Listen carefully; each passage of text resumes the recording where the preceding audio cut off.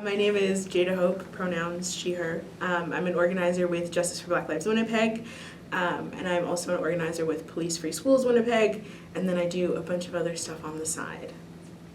Cool. My name is Mahala Cuff. My pronouns are she and they. I'm also an organizer with Justice for Black Lives Winnipeg. I also do organize just like art stuff, so just like with different collectives and things like that, and also other random things sometimes too, but yeah. Alright. Can you tell me how Justice for Black Lives started? You Yeah. could go. Mahala started it. Yeah, I always try to say, like, I'm also the founder of the group, but it's an interesting way to describe it. But basically, I was super angry about what was going on, like, last June and for how many years, like, in terms of police brutality against, like, Black folks and especially Indigenous folks in the city. So one night, I was just like, okay, I'm going to do it, and post on Facebook at midnight saying, hey, any Black folks want to organize? And if you're also angry about this, like, let me know. I went to bed, and I was like, okay, I'm going to bed now. Next morning, I wake up, it's like hundreds of comments, people reaching out to me saying, I want to help, And I'm like, okay, cool, we have an idea. So what do we do now? Yeah.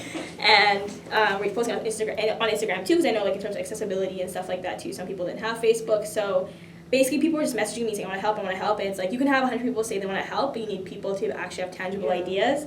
So I just kind of was like looking through all my DMs and messages, being like, okay, who has actual plans and ideas? So Jada was one of them. Also Kenesha Hope, Ella Taylor. There's other folks as well who were a part of the group at the time. So there was 9 of us, but now we're down to 4. But that's basically how it started, just out of like anger and wanting to do something about it, because it's super important for people to organize in Winnipeg, but I think especially Black folks, where for me I felt like there was a lack of that. So why not just do it? Right. Okay, my third question is, do you have any stories of when you faced racism?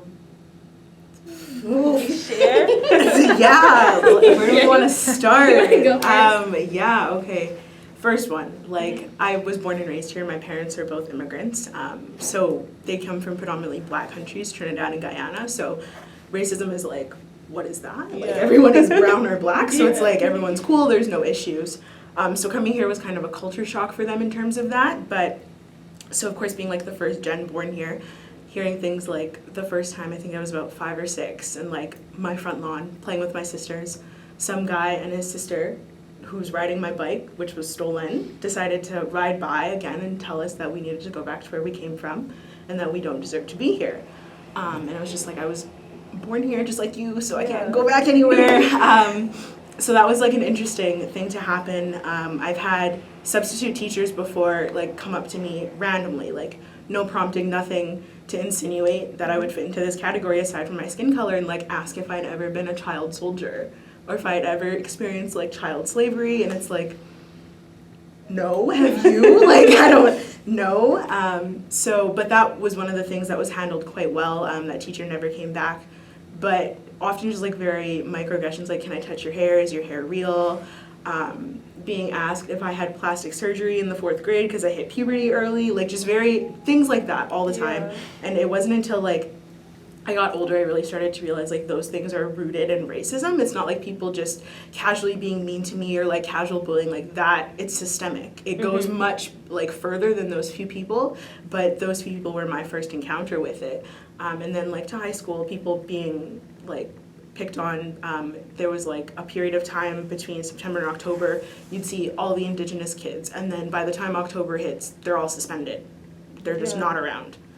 So like just a lot of that.